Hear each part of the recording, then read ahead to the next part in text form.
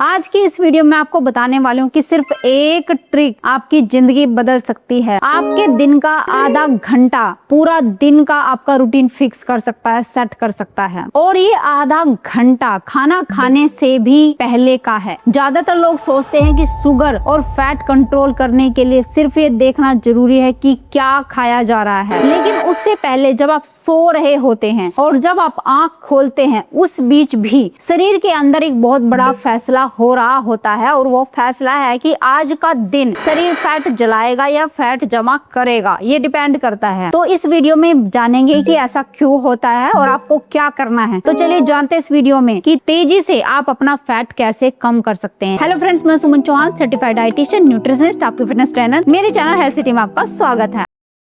अगर आप भी मेरे साथ वर्कआउट करके तेजी से अपना वेट लॉस करना चाहते हैं तो आप मेरी ऑनलाइन क्लासेस ज्वाइन कर सकते हैं। तो आज मैं आपको इतनी आसान चीजें बताने वाली हूँ जो सुबह के इस फैसले को आपके फायदे के मोड में ला सकता है। ये कोई महंगी डाइट प्लान नहीं है, ये सिर्फ टाइमिंग की बात है, इसलिए पूरी वीडियो जरूर देखना, स्किप मत करना। पहले समझिए कि सुबह शरीर के अंदर क्या होता है। तकरीबन सुबह 3 से 8 बजे के बीच शरीर कुछ हार्मोन छोड़ रहा होता है जिनमें कोर्टिसोल और ग्रोथ हार्मोन शामिल है। ये हार्मोन लीवर को सिग्नल देते हैं कि शरीर को जगने के लिए एनर्जी चाहिए, तो लीवर अपने स्टोर से ग्लूकोज को खून में छोड़ देता है। ये बिल्कुल नेचुरल प्रोसेस है और आपको एनर्जी मिलती रहती है। और मेडिकल साइंस में इसे डॉन फिनोमेना कहा जाता है। अगर शरीर इंसुलिन को अच्छे से इस्तेमाल कर पाता है तो ये ग्लूकोज चुपचाप बैलेंस हो जाता है। लेकिन जिन लोगों में इंसुलिन रेजिस्टेंस की शुरुआत हो चुकी है उनमें यही सुबह वाला ग्लूकोज एक बड़ा इंसुलिन स्पाइक पैदा कर देता है और फैट बर्न होने का स्विच दिन शुरू होने से पहले ही बंद हो जाता है। आपको जानकर हैरानी होगी, ये सिर्फ बड़ी उम्र के लोगों की बात नहीं, बहुत से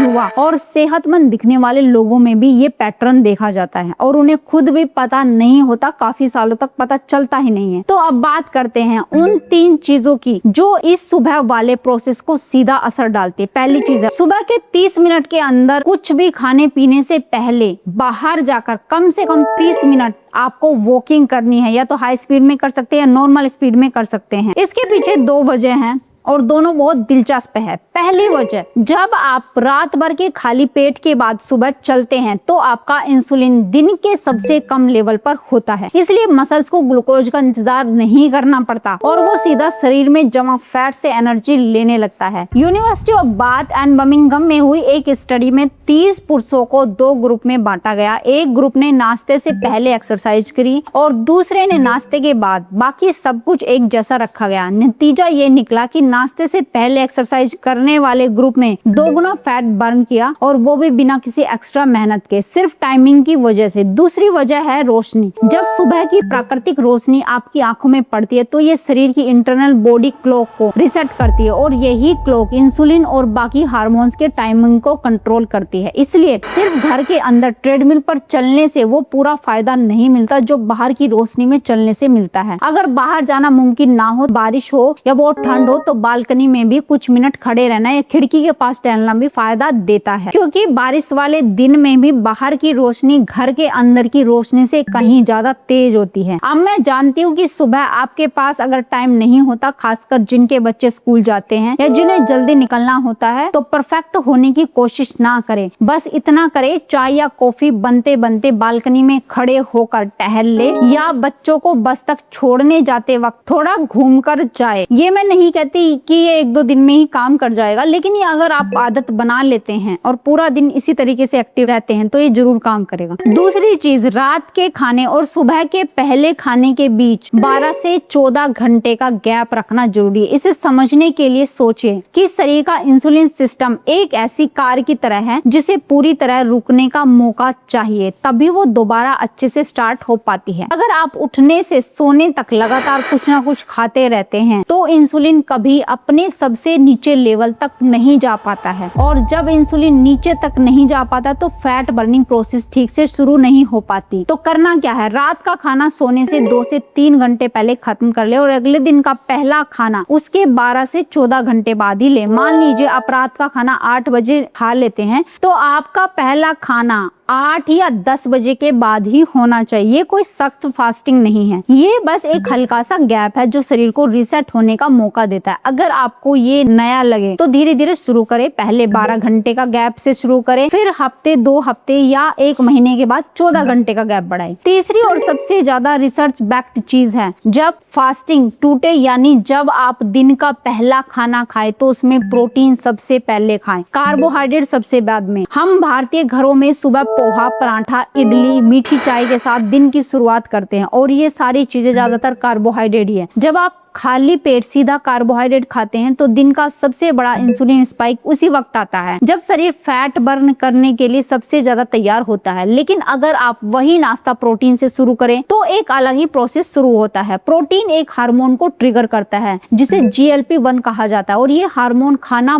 पेट से धीरे धीरे आगे ले जाने देता है, जिससे इंसुलिन भी धीरे धीरे और कंट्रोल में रिलीज होता है। वेल कार्नेल मेडिसिन में हुई एक स्टडी में यही टेस्ट किया गया। एक ही खाना 2 दिन अलग अलग क्रम में खिलाया गया। एक दिन कार्बोहाइड्रेट पहले खिलाया गया और दूसरे दिन प्रोटीन और सब्जियां पहले खिलाई गई। नतीजा बहुत साफ था। जब प्रोटीन और सब्जियां पहले खाई गई तो 30 मिनट पर ग्लूकोज लेवल करीब 28% कम था और 1 घंटे पर करीब 37% कम था, वो भी बिल्कुल वही खाना, बस क्रम बदलकर। तो अगर आप ये सोच रहे हैं अपने नाश्ते में प्रोटीन को पहले रखने के लिए हम क्या खाएं, अगर अंडा खाते हैं तो उबला हुआ अंडा सबसे पहले खा ले। अगर शाकाहारी है तो पनीर के कुछ टुकड़े ले सकते हैं या 1 कटोरी दही ले सकते हैं या भीगे हुए स्प्राउट या मूंग दाल चीला नाश्ते का पहला हिस्सा बनाएं। इसके कुछ मिनट बाद ही आप पोहा, पराठा या इडली जो भी आप कार्बोहाइड्रेट खाना चाहते हैं वो खा सकते हैं, बस क्रम बदल ले। खाना वही रहेगा। एक आसान तरीका ये भी है कि अपनी थाली में सबसे पहले प्रोटीन और सलाद वाली चीजें खाएं और कार्बोहाइड्रेट वाली चीजें सबसे आखिर में खाएं। यहाँ एक छोटी सी सावधानी भी बता दूं, अगर आप प्रोटीन की मात्रा बढ़ाना चाहते हैं तो ये उन्हीं लोगों के लिए सेफ है जिन्हें किडनी या लीवर की कोई पुरानी दिक्कत नहीं है। अगर आपको किडनी या लीवर से जुड़ी कोई दिक्कत पहले से ही है तो प्रोटीन बढ़ाने से पहले अपने डॉक्टर से एक बार सलाह जरूर ले ले। बाकी सबके लिए ये बिल्कुल सेफ और आसान बदलाव है। इन 3 चीजों को एक साथ रखकर देखें